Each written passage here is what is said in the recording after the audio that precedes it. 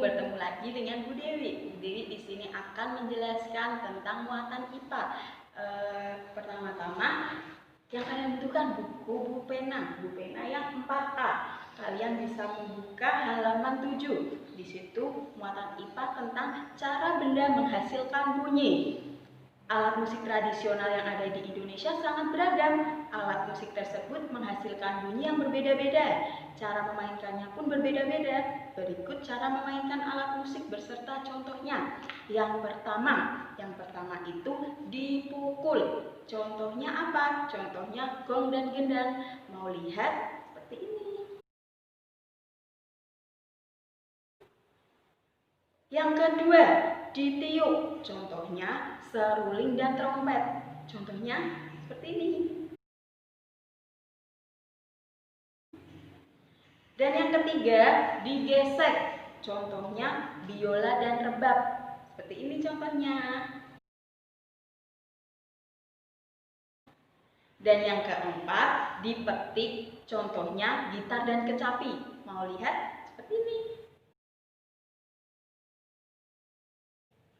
Dan yang kelima, digetarkan atau digoyang-goyangkan. Contohnya angklung dan marakas. Contohnya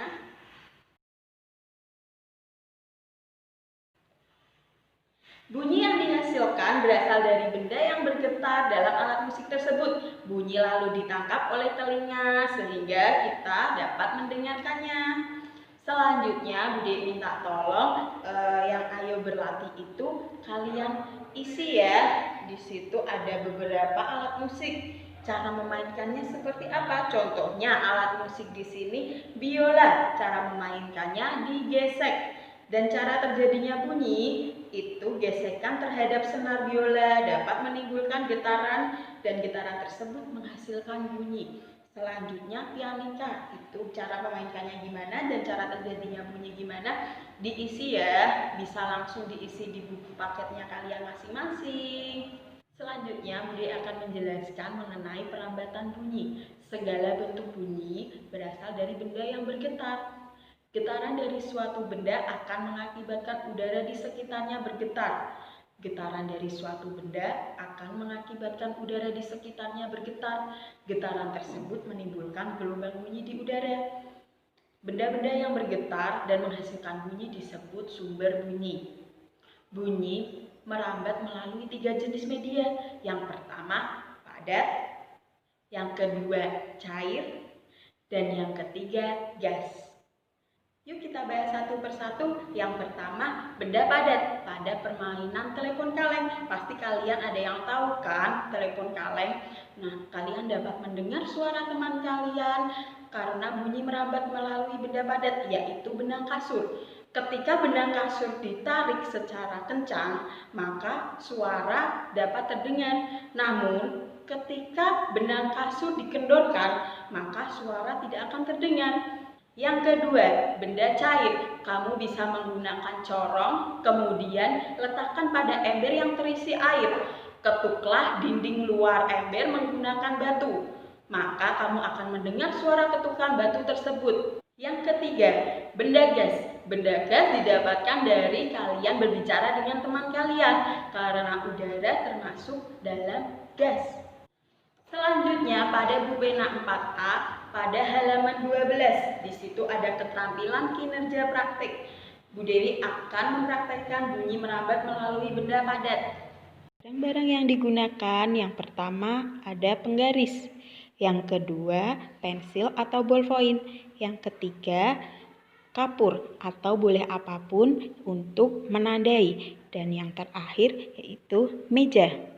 Selanjutnya kalian beri garis yang pertama pada 0 cm di sini 0 cm dan yang kedua 20 cm.